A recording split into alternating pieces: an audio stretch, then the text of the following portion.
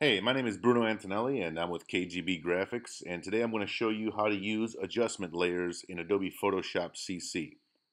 Now, if you haven't used adjustment layers before, they're very beneficial, they're simple to use, and they're extremely effective. The graphic that I have in front of you right now, as you're looking at it, is a graphic I made for the WWE Diva Becky Lynch. It was a project I made a couple days ago, and as you can see, it's finished. I have a bunch of the layers in the list right here, and I'll go over in other videos step by step how I created this graphic in more detail.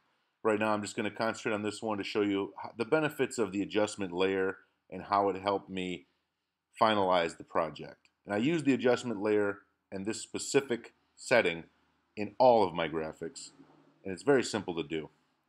Now if you look here, it's the hue and saturation is what I used. And I click it off, and you can see without the adjustment layer how different the graphics look, how washed out the main subject is. It's not very well done at all. So by putting the adjustment layer on, you can see the difference on how the background and the subject blend nicely with all the other elements in the graphic. I'm going to show you how to do that right now. First thing you do is you go down to your adjustment layer icon right here, which is a circle that has a shaded half on it. Click on that, and you have a list of all different adjustment layers that you can use in your project, and they all do different things.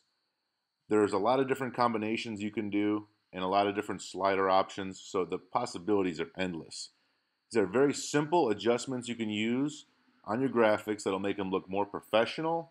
It'll blend the colors, shades, highlights together better and give you a more natural looking final product. So first of all, I'm going to do this, hue and saturation. Now, when you do the hue and saturation, if you just start sliding right off the bat, this is what happens. You get this one color mess. Okay, so if you're going for something like this, then fine, but most of the time you're not. So what you do is you open up this slider by selecting the adjustment layer and then close it.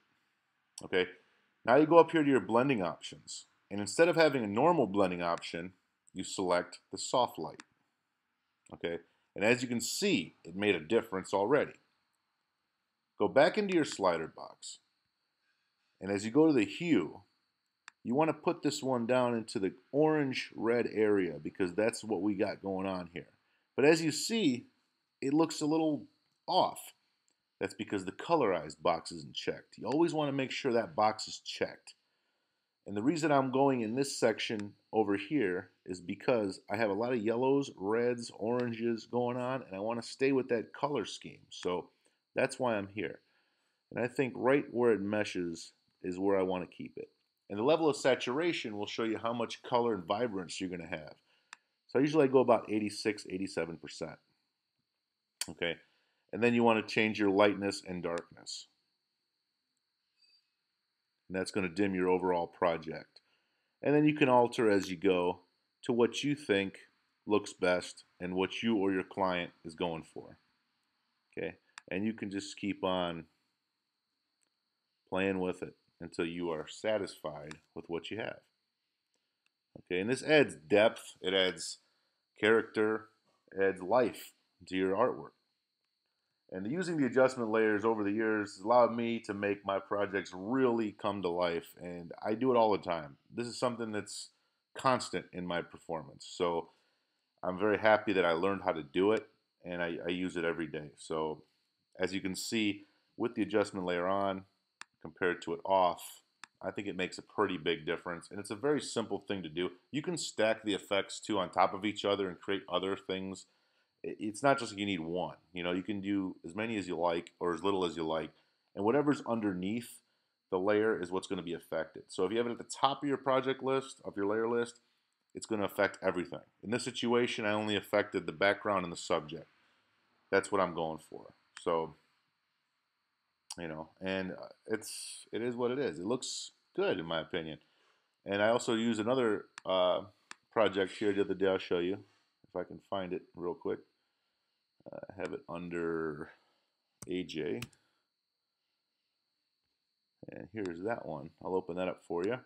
And I'll show you how I use that adjustment layer on that as well. That's the final product, actually. I'm going to get the PSD, which should be close to it.